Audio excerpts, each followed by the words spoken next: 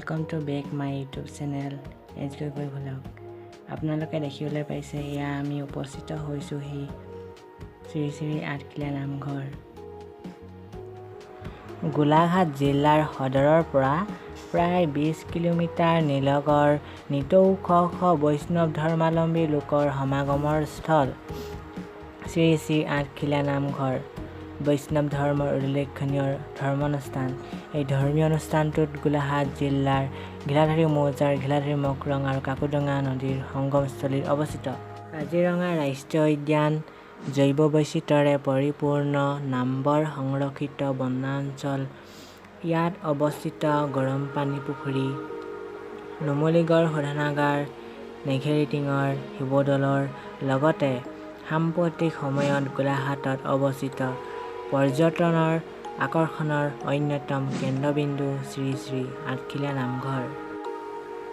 অতীত বুৰঞ্জীৰ উত্থান পতনৰ ধামথুমীয়াত বচা অঞ্চলত থিতাপি লোৱা বিভিন্ন জাতি জনজাতি আৰু সাংস্কৃতিক তথা ধৰ্মীয় উপাসনাৰ উমৈহতীয়া স্থল আছিল আঠখিলীয়া।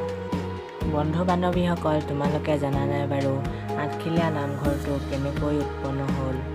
16শ শতিকাত শংকৰদেৱৰ নৱ অভ্যুদয়ৰ কালত বৈদান্তিক আধ্যাত্মিকতাৰ প্ৰভাৱত বৈষ্ণৱ আদৰ্শলৈ পৰিৱৰ্তন ঘটি আঠখিলীয়া নামঘৰ হ'ল।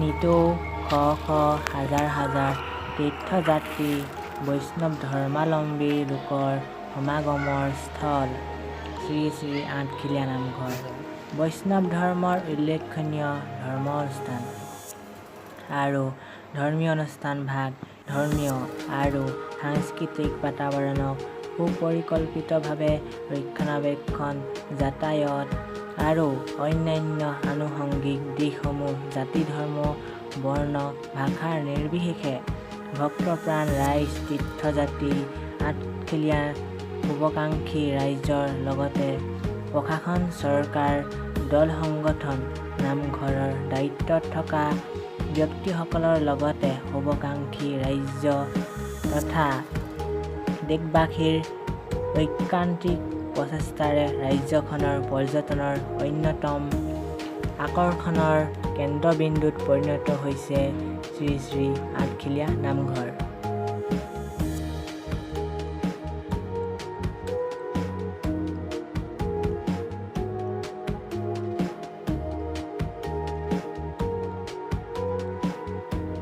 আঠখিলীয়া নামঘৰলৈ গৈ কিবা পায় নে নেপায় সেই কথা নিশ্চিতভাৱে ক'ব নোৱাৰোঁ। যদিও এই কথা ঠিক যে সাম্প্ৰতিক সময়ত দৈনন্দিন ঘটি থকা হত্যা, লুণ্ঠন, ধৰ্ষণ, ব্যভিচাৰ আদিৰে ভৰি থকা পৰিৱেশত ভগৱানৰ নামত লোৱা সেৱাৰ থলী শ্ৰী শ্ৰী আঠখিলীয়া নামঘৰত প্ৰৱেশ কৰিলে কিঞ্চিত হ'লেও মন আৰু অহৰাত্মা পবিত্ৰতাৰে ভৰি পৰে।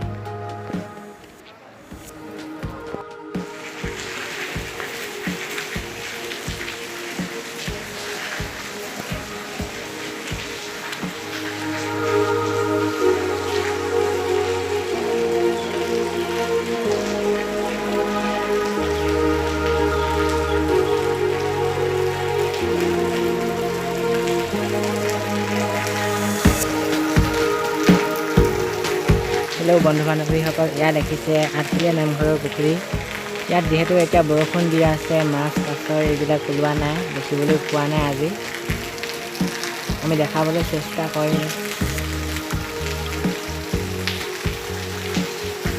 আৰু এইখন বহি ইয়াতে মাছ কাছ আদি পুখুৰীত থকা সকলোসমূহ প্ৰাণী দেখিবলৈ পোৱা যায়।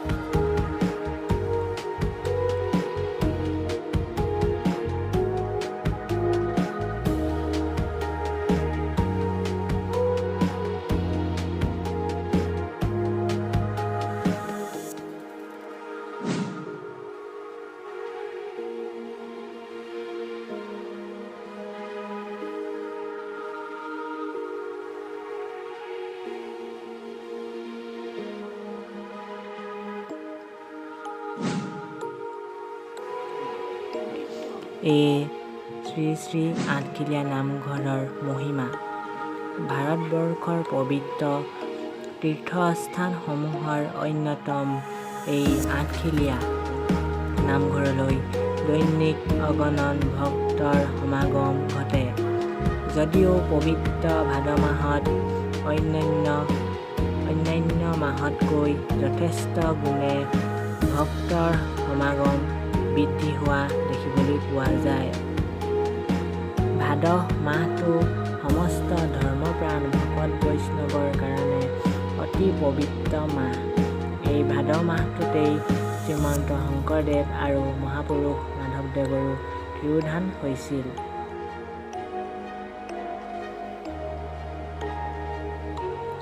আনকি ভগৱান শ্ৰীকৃষ্ণইও দুষ্টক দমন আৰু শান্তক পালন কৰিবলৈ দৈৱকীৰ গৰ্ভত জন্ম লৈছিল এই ভাদ মাহৰ কৃষ্ণ অষ্টমী তিথিত।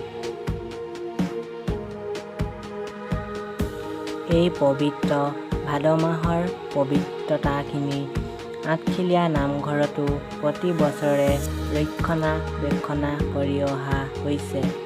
শাওণ মাহৰ শেষৰ দিনাৰ পৰা ভাদ মাহৰ নাম আৰম্ভ হয় আৰু ভাদ মাহৰ শেষৰ দিনা অৰ্থাৎ বিশ্বকৰ্মা পূজাৰ দিনা এই ভাদমহীয়া নামৰ সামৰণি পৰে। ভাদ মাহৰ বিশেষ দিনৰ কাৰণে গুৰুস্থানীয় এজন লোকক নামাচাৰ্যৰ দায়িত্ব দিয়া হয় আৰু দুগৰাকীমান মালামন্ত্ৰ লোৱা ভক্ত বৈষ্ণৱক ভাগৱত পাঠৰ দায়িত্ব অৰ্পণ কৰে।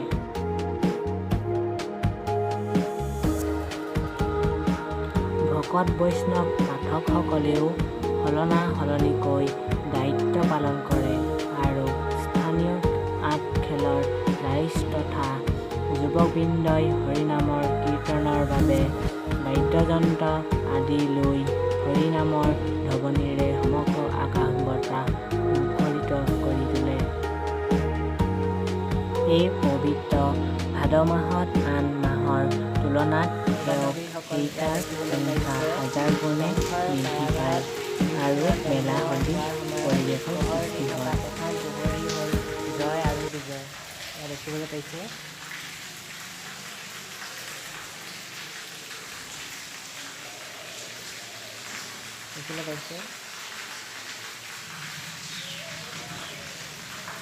আৰু এয়া নতুনকৈ নিৰ্মাণ কৰি থোৱা এইটো ভাদ মাহত নামঘৰৰ দৈনন্দিন কৰ্মৰাজিৰ বিশেষ তাৰতম্য ঘটে। উক্ত মাহত সেৱক সেৱিকাসকলক পৰিচাৰ্যৰ কাৰণে এখন বিশেষ সমিতি গঠন কৰি দিয়ে। বিশেষ সমিতিখনৰ লগতে আঠখেলৰ ৰাইজেও সেৱক সেৱিকাসকলক সেৱা শুশ্ৰূষা আগবঢ়ায়। শ্ৰীকৃষ্ণৰ জন্মাষ্টমী, শংকৰদেৱ আৰু মাধৱদেৱৰ তিৰোভাৱ তিথি নামঘৰৰ বিশেষভাৱে পালন কৰে। ভাদ মাহত আনহে নালাগে এগছি বন্তি জ্বলাবলৈকো নামঘৰৰ ভিতৰত ঠাই নাইকিয়া হয়। ঠাহ খাই পৰে বন্তি প্ৰদীপেৰে নামঘৰৰ চৌহদ।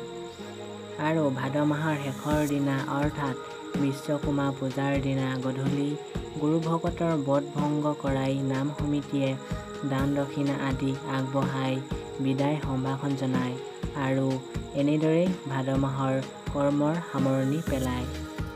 বন্ধু বান্ধৱীসকল, ভিডিঅ'টো ভাল লাগিলে প্লিজ লাইক, কমেণ্ট, শ্বেয়াৰ আৰু ছাবস্ক্ৰাইব কৰিবলৈ নাপাহৰিবা।